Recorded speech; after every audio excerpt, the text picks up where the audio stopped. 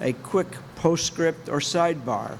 I have not talked about the proposed Woodbridge gas plant, which is one of the 7 projects that would be included in the moratorium.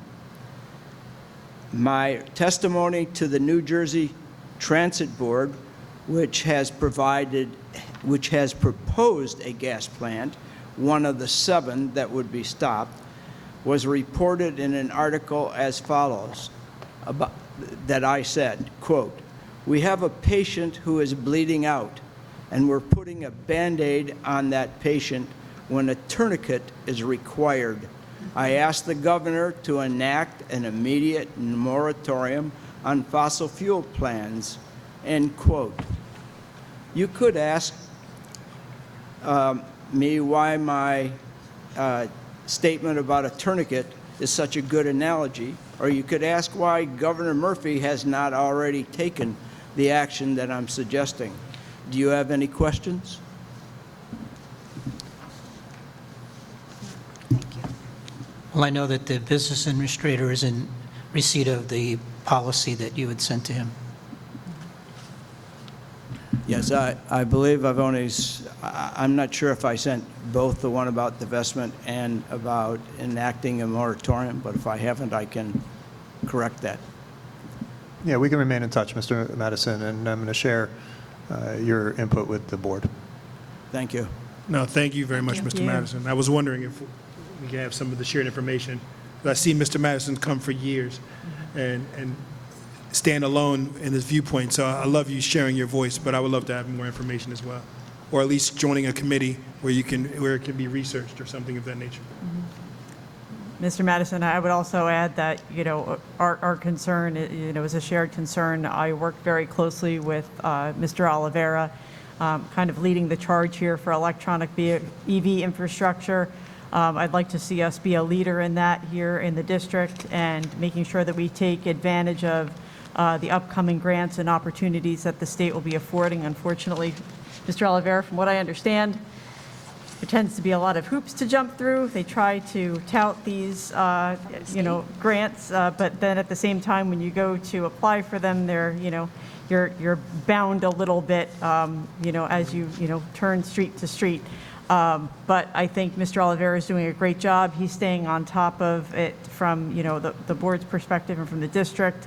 And, we'll look at exploring at least, those avenues to make sure that we are at the forefront of EV infrastructure. And, as we begin to phase out our fossil fueled vehicles, really want to let that be a thrust of having us institute those into our fleet of vehicles moving forward.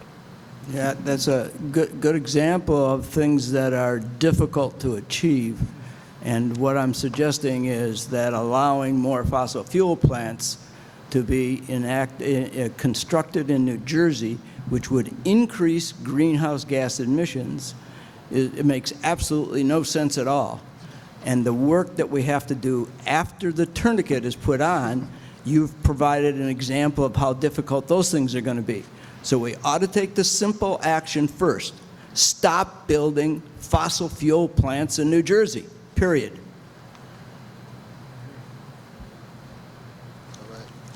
Thank you for your comments. Is there anyone else who would like to address the board?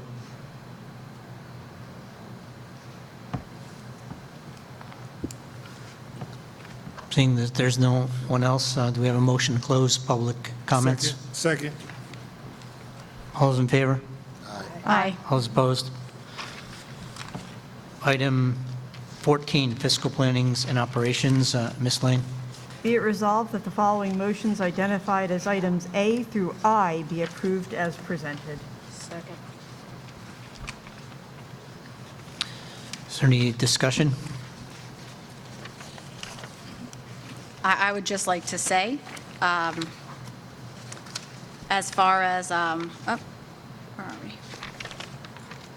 The contracted services, that how hard those band instructors work in the summer to prepare these students for the upcoming band season. So just a side note on money well spent.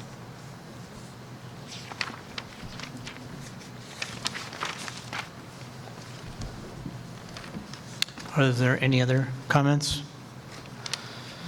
Then, Mr. Board Secretary, please read the roll. Mr. Johnson? Yes. Mrs. Lane? Yes.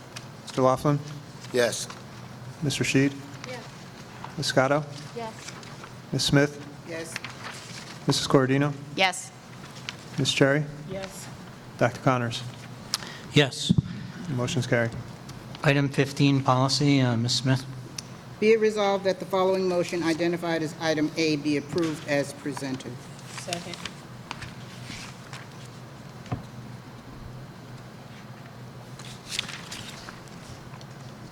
Is there any discussion on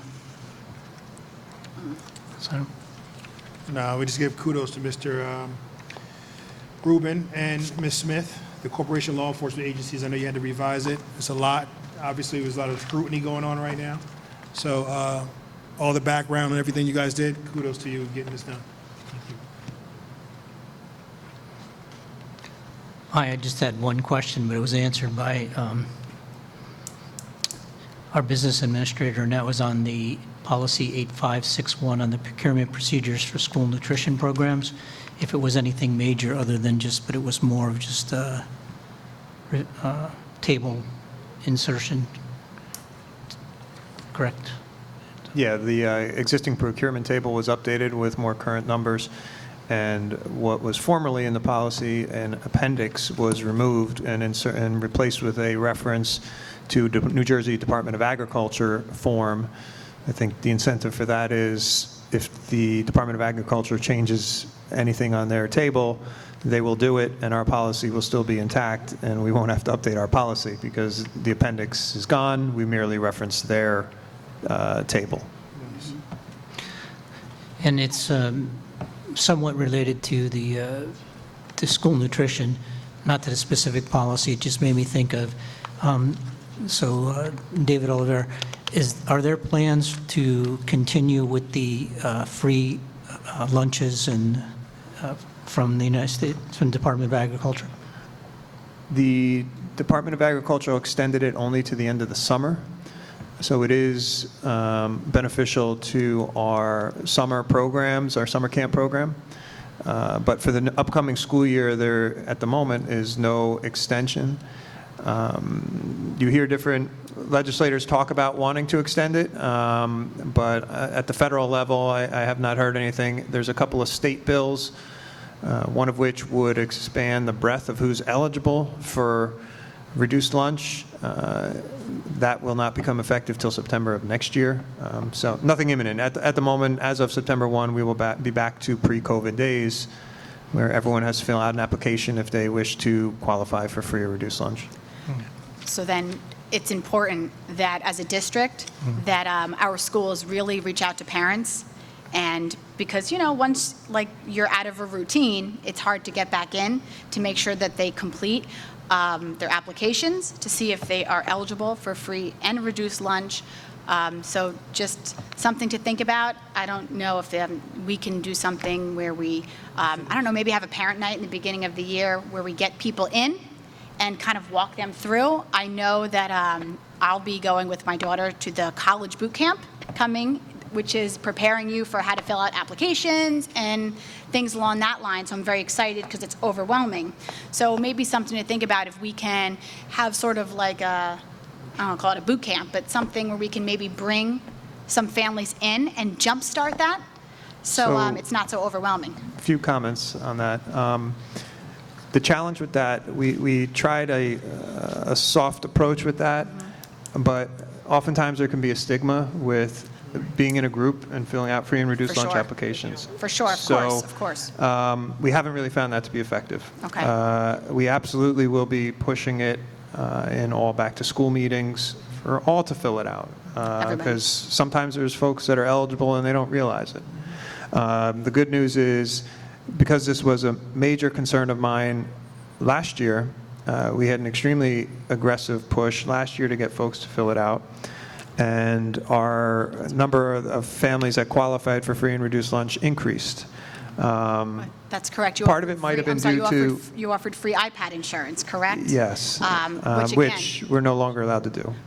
So we're not allowed to incentivize the completion of Well, at the applications now. time, you know, So- utilizing that was a very proactive way to get parents engaged and Yes, we filling had them a out. very So- high number of applications So, completed, very good. and I think, I was happy with that because I wasn't happy that the percentage went up. I'm never happy that there's more people who need free meals. However, I was happy that it was reflected in our numbers, because that information is used to determine state aid, so, we're able to get more dollars that the district should be getting. And hopefully that push last year got people back in the habit of filling it out, and will make our job a little bit easier this year when it becomes even more important. I guess we'll see. So, And excellent. Mr. I have to give you- Oliver, would it be improper to send those people an application just because they were previously approved for it? Sort of a soft approach, just? Yeah, so we do something like that. What we do is, we blanket our approach, and then as we progress in September, we'll have to resume this. We did this a couple of years ago. We had building-level staff, typically the principal or with our designee, call parents, and the first batch that we targeted were ones that were eligible the previous year, who had not yet completed their application this year. So we absolutely reached out to those folks to try and make sure that they filled it out, and maybe their financial situation improved, they're not eligible, but if they are eligible, we want to know about Like it. a reminder. Yeah. And it's a multilingual approach, too. That's my understanding, too. So we reach out and, We post our applications in 9 different languages. that's right. Yeah, So- we put it in the backpack, because a lot of it was building Pacific. I know we're getting away from the incentives, but I know a lot of districts had actually tied it to the Genesis, filling it out. It was only access, you couldn't get access to your Genesis until you filled it out, whether you needed it or not, which was a great way of driving everyone to the district, to the website in the first to get their grades. But understand, it made it a component, it was really towards, not for your financial responsibility, but more towards the academic approach that we had to do this in order to get, to drive access. I think that's, my issue with that is Genesis is the only way to receive grades, and if you tie something along those lines, it might, you don't feel like, you may not actually like fill in your application or your Genesis paperwork to access everything. So I feel like tying it to that might be counterproductive in some ways. That was great. So you want to listen. It was great, because if you couldn't get You know- your grades, you're going to do it. No, Same the thing kids in are college. happy. The parents probably have no, some parents have no idea that that's the only way to get, I speak from experience. That, True. So that's my only issue with that. But That's what's great we about the definitely district. need to work on getting this filled out. This district does a paper, virtual backpack, announcement, building Pacific's, teacher incentives, first classroom. Like, there's so many different approaches we do to try to incentivize it without really incentivizing it. Because the kids are the best components of advertisement. So, hey, we got to get this in, and we got to get this party. Yeah. So again, David, you do an excellent job with knowing exactly what's going on and answering all the questions. And, once again, lucky to have you, Thank the you. expert. So is there any other discussion on item A? Okay. In your experience, what is the reason for the low filling? Is it because the form itself is so complicated that people don't complete it? Or is it because they're not aware that it's People out don't want them there? knowing their business.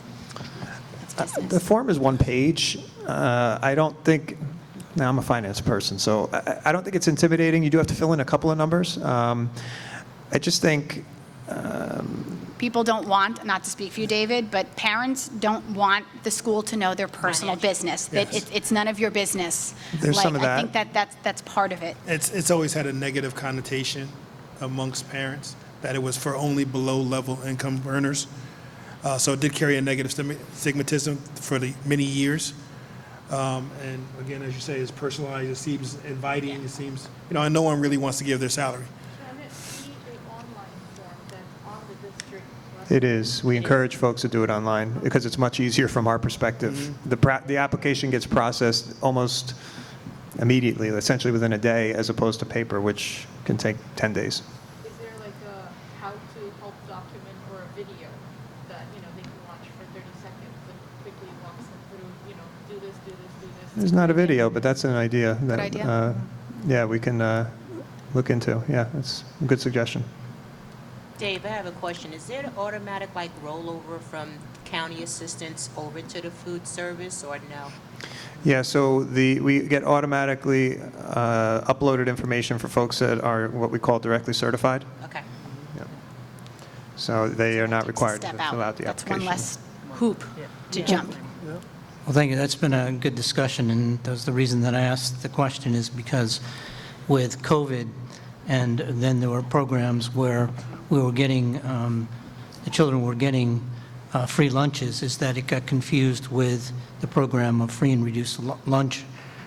And having been out of the schools and then now coming back to the schools, we've got to get the parents back into that they, if they want the free and reduced lunch, and we want the accurate number which we can use to get, validate how much we get in state aid, we must do what we're talking about to make sure that there's no confusion that the USDA program is not the same thing as the free and reduced lunch program. And so that's why we're doing what we're doing, and that's why I brought it up. So, Tom, I have we one have more another, comment. I'm we sorry. have another fiscal meeting, so we'll also discuss it there. Okay. The one other comment. The other thing is, some folks, to your question, Mr. Rashid, if their child doesn't eat the lunch, Yeah. they don't fill out the application. And while that doesn't hurt our food service operation, if they actually are eligible and they don't fill out the application, they don't get captured for the state aid calculation. So we truly want everybody to fill it out, whether they eat the lunch or not. And since board members are in the community, much more than us in administration oftentimes, please spread that word. Will do. Thank you. Question for you, Dave. Like, we're going to have football season and all the other sports coming up. Is it possible for us to have it on the marquee as well as maybe having some kind of stand when they enter to whatever sport they're going to, just to remind about school lunch applications? Because it's going to cost us nothing. We have all this equipment in district already. And we have a marquee at every school, so it should be flashing on there like all the other announcements. Yep, thank you. Good point. Any other discussion?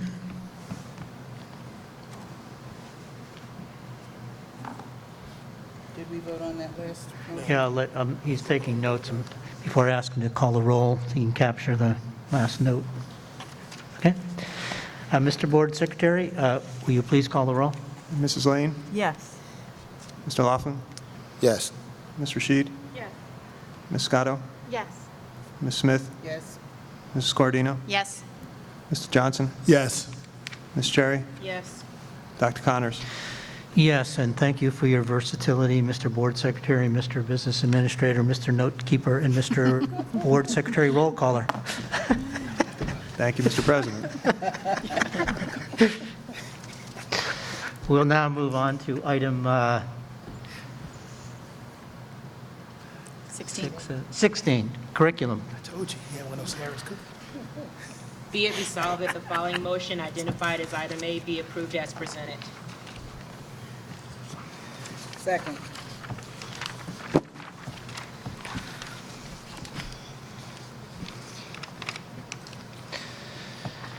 Is there any discussion? Again, I get the answer to this question, but I'm going to ask it again because when it comes to money, my eyes just kind of go to the amounts. No, we aren't on pupil services yet. Not yet. Okay. So is there any discussion on items 16? Then, Mr. Board Secretary, please call the roll. Mr. Laughlin?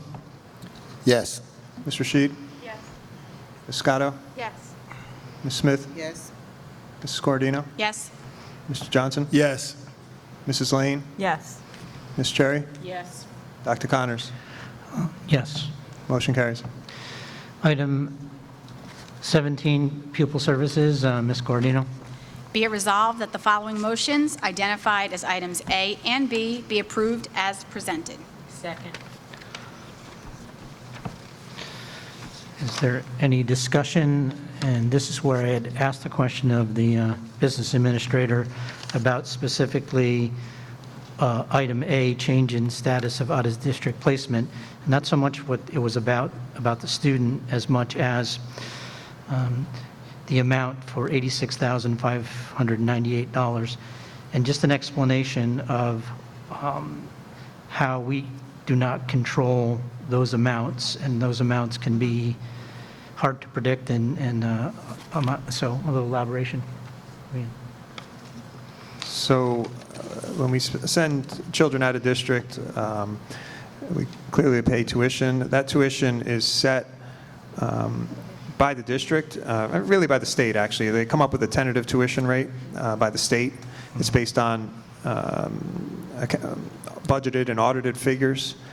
The actual tuition rate, though, is finalized subsequent to the school year that's completed when the audited financial statements are completed. So, for example, the 21-22 school year just ended.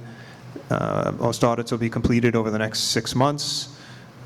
Audit reports will be issued early next year, and then updated tuition rates for the previous year issued, and if there's any tuition adjustments, districts get billed. We don't have any control over that, and what can sometimes happen is if a school district has a certain budget, and this is particularly worse with private schools than public schools at the Ed Service Commission, for example. If their budget's $1 million and they have 10 kids, it's $100,000 tuition, and that might be their tentative tuition rate. If their actual number of kids during that year was 9, it's very unlikely they cut their budget $100,000. So the tuition then becomes $1 million divided by 9, $111,000, and we may receive an invoice for $11,000 in a subsequent year. So that's a very basic example of what happens. And the out-of-district tuitions are always a very expensive line item. What I will say is our special education department does a great job of educating our children in district, which is always the first option, the least restrictive environment, the environment that they're most familiar with, which is their home and their hometown and their home schools. So all the years I've been here, our tuition, if you compare it to similar sized districts, our out-of-district tuition is very reasonable. So we do a great job of keeping folks in-house. And how does that have an effect on our state aid special education allocation? Are you talking about extraordinary aid? Extraordinary aid. So extraordinary aid is granted every year for primarily for students who are out of district, because there's thresholds for when you can qualify for extraordinary aid, and it really requires you, for the most part, to be sending a child out of district and paying tuition in order to meet that threshold. So that is done again on a school year basis. So we will have already applied for, in the 21-22 school year, extraordinary aid to help cover the costs of sending children out of district. The state has historically never fully funded that since I've been a BA. That issue aside, I think what Dr. Connors is referring to is when you have a tuition adjustment, you sometimes lose the ability to claim that tuition adjustment in the extraordinary aid application. So it really is 100% borne by the district in certain times. There are circumstances where you can. It might be getting a little bit too wonky for this meeting to get into it, but yes. One quick question. We send students out of district, and that's our cost. Do we have students coming into our district that we bill? Well, this is the We do. Go both, it's a two-way street? Yeah, absolutely. It might not be on this agenda, but if you look back at the last 1 or 2 agendas, I'm pretty sure there were a couple of students who were coming into us. And you'll see it even over the next couple agendas as the school year is getting started. We might have a few more added. Calvin, if you want to see it, go to Shore School in the morning about 8 o'clock, and you'll see all the out-of-district buses there. Oh, really? Okay. Thanks. Is there any more discussion? And Mr. Board Secretary, please read the roll. Ms. Rashid? Yes. Ms. Scotto? Yes. Ms. Smith? Yes. Mrs. Cordino? Yes. Mr. Johnson? Yes. Mrs. Lane? Yes. Mr. Laughlin? Yes. Ms. Cherry? Yes. Dr. Connors? Yes. Motion's carried. I just quickly, Mr. Laughlin, I will tell you that in the past,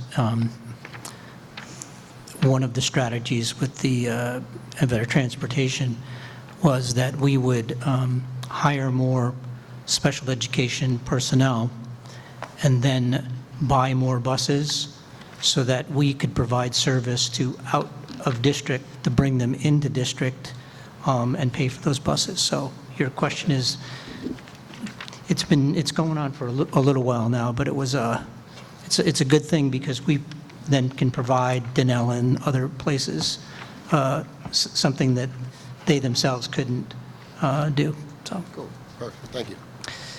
item 18, administrative and auxiliary, Ms. Scotto. Be it resolved that the following motions identified as items A through D be approved as presented. Second. Can I just, I mean, I feel like I'm talking a lot today, but what I noticed with the calendar, don't laugh at me. Are you saying I talk a lot all the time? No, your Tom on chocolate today, that's all. I gotcha. Okay, so I noticed on the school calendar, which we are approving tonight for 2022-2023, we are now giving off on June 19th in honor of Juneteenth. I see that we have a full day on the 20th and then a half day on the last day of school, which is the 21st. It seems to me that it would make sense to make that 20th a half day as well. It doesn't make sense to come back for a full day and a half day. If it's the last 2 days of school, it makes sense just to have maybe 2 half days. Grades are finalized. It's really just a chance to be, breaking things up, and it doesn't make sense with a full day off to then have a full day and a half day. It just might be a better utilization of time. Right, so I could provide a little bit of rationale, and then I'll let you discuss it. I can get behind the half-day as well. We've never had 2 half-days in a row for the end of the school year. If you look at the calendar before this suggested change for Juneteenth, we had a full day on the 19th, and the last day was the 21st. So that's why the suggestion to just move that calendar down. Again, I can get behind the 20th as a half-day if the board wants to allow that. Also, I want to bring to your attention another little change that's in the verbiage on the agenda but was not sent home in your CSO. January 24th, we added a half-day for a teacher in service. So it is a day of school. It'll be an early dismissal day for students and a teacher in service in the afternoon. So regardless of that, we want to discuss the June 20th, and again, I can get behind either one. I am aligned with a half-day. I concur with Nancy. If it's allowed, if it's affordable within, the calendar, and it's, if you're aligned with that, I am too. Yeah, half day still goes into the full day. You're still getting counted for You're your still getting 180 counted days. as a day, Yeah. so you don't lose anything. Right. Teachers would appreciate it to clean their rooms, get out. And let's be honest, there's not much instruction. I mean, going grades are on done. these days. Right. Finals are done at the high school. If we're being honest, this is an opportunity for kids to go, seniors are not coming, they're getting prepared. So it's a good benefit for the children, it's a good show for the superintendent to say, I care about you, and look what we've done for you. And just a quick question, aftercare is usually still open on half days, correct? Yes. So for parents who still need childcare, Absolutely. there would still be an opportunity Before for and after care. aftercare for those families. Parents might find it kind of troubling because it's half day. If they're getting ready to go on vacation, then I think the absence rate will go really, really high because it's like, hey, half day. Well, generally, that's what, unofficially they tell kids, why are you coming to school? And the parents usually keep them if it's going to be, like I said, if it intervenes with me coming to work, and they usually keep them home. There's a lot of cleanup that Will this goes be up. just a one-time thing, or this is going to be held? Yeah, so the school calendar fell this way because of the way the year started and the holidays that have come up that pushed the year to that third week of June. Our contract, quote unquote, with Rutgers always used to be we had to graduate on that third Thursday, but now that's not the case anymore. So we have a little bit of flexibility, and we were able to contact them and ask them if June 21st was a possibility. But yeah, it would be a one-time thing, and then we'll see how the calendar falls next year. If it's not a big problem or something, I'm all for it too. Like, so nobody's coming. Yeah. All right, David, do we have to adjust the verbiage in the agenda? Yeah, so we can obviously modify the official calendar. The explanation, if I'm following this, we will say closing on June 19th through Juneteenth, and to reflect January 24th as a teacher in service day / early dismissal. That's January. And we'll just say, and June 20th, 2023, and June 21st, 2023 as early dismissal days. That sounds good. Yeah, I'll change the explanation in the minutes that get circulated. Okay. Good call. Oh, we have to vote. Before we vote, Dr. B, you don't see a problem with that with curriculum, right? Okay.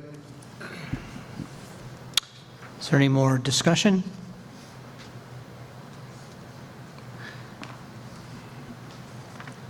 You got the notes? Okay. Mr. Board Secretary, please call the roll. Ms. Scotto? Yes. Ms. Smith? Yes. Mrs. Guardino? Yes. Mr. Johnson? Yes. Mrs. Lane? Yes. Mr. Laughlin? Yes. Ms. Rashid? Yes. Ms. Cherry? Yes. Dr. Connors? Yes. Motion's carried. And just so you're aware, I'll send a notification to parents sometime next week with the new calendar and some explanation. Very good. Item 19, old business. I have one item.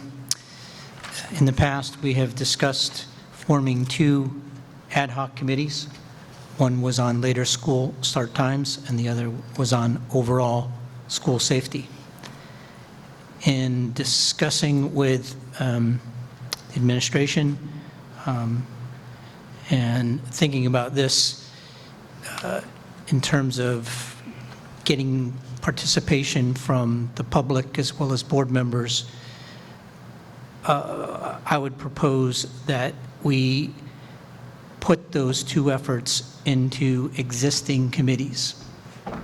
And this way you could get the input from the public, and even if we also hopefully begin to get students onto our committees, that I think we'll get more input than forming 2 just straight board ad hoc committees. So I'm going to throw that out there.